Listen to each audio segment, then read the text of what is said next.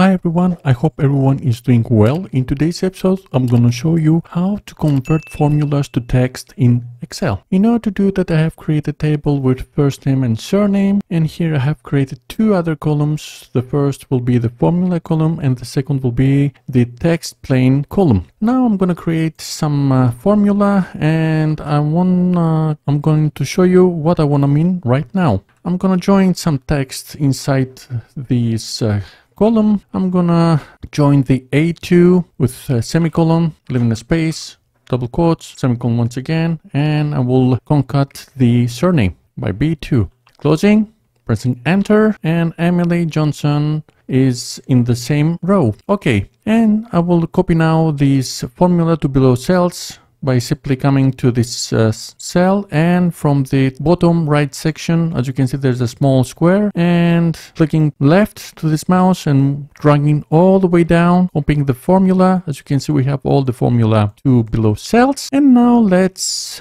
simply delete the A and B column and see what we're gonna get in result. Deleting those two columns, and as you can see, we have error by referencing them, and this formula is broken down. Make back once again. So how we can solve this problem? Simply, we're coming there, we're clicking all the names in this column section, clicking right, copying all the names, and coming to text column. And from here, from the right, we're pasting as value. Clicking this, and now, as you can see, we have all the names copied as text. No any formula like this. As you can see, I'm coming to D column, the text column area, and you can see in formula section there's a plain text. When I come to C column, you can see there's formula section. And now let's delete the A and B column and see what we've got in result. Deleting this, and as you can see, as long we don't have the reference displayed, we have the error. The text column is displaying right. We have converted successfully the formula to text. So this video was like this. I hope you like this video. If you like it, please give a big thumbs up, and if you're not subscribed to my channel, please subscribe in order to see more future content. Thank you for watching me, and I will see you very soon in my next video.